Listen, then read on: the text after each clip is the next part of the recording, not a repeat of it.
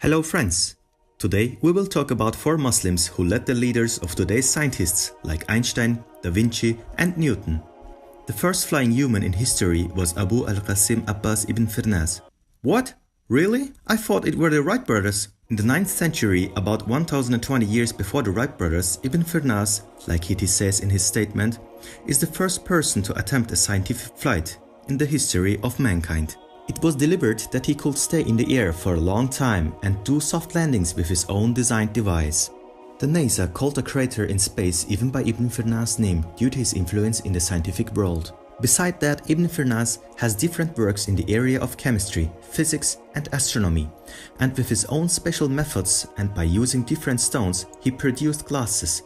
For the very first time, he also invented eyeglasses by discovering how to straighten glass. And since we are talking about eyeglasses, the second one is the finder of optical science, Ibn Haytham. He lived in the 10th century, and with his works in physics and mathematics, which were translated in European language, the astronomer Ibn Haytham led scientists like Kepler, Newton, Galileo and Da Vinci. In his work, Book of Optics, he worked in detail on the anatomy of the eye, on the functions of the eye, on its light and sight ability, and on hundreds of other issues like the breaking of light on transparent objects. His leadership let him go down in history as the father of optics. More than that, he found the photographic model. Therefore, Ibn Haytham is the first to have used the dark room. The third one is the leader of medicine, Ibn al-Nafiz. He is a Muslim who described the pulmonary circulation of the blood 300 years before Europe did. He was the first scholar who brought out scientific works. He concentrated himself more on the reason of the disease outbreaks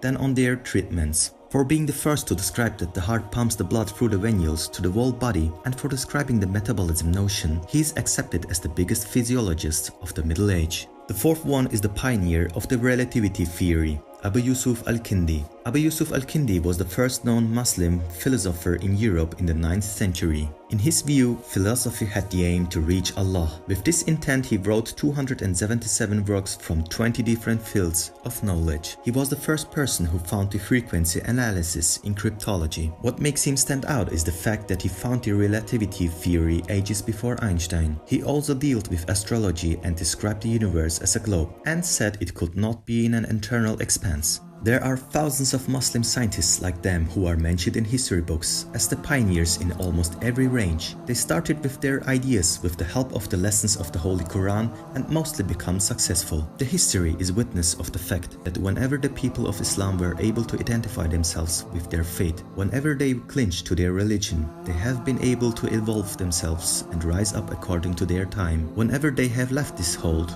they have fallen. We say goodbye with the words of our Prophet ﷺ. Seeking knowledge is an obligation upon every Muslim. May we all never lose the way of knowledge. Assalamu alaikum.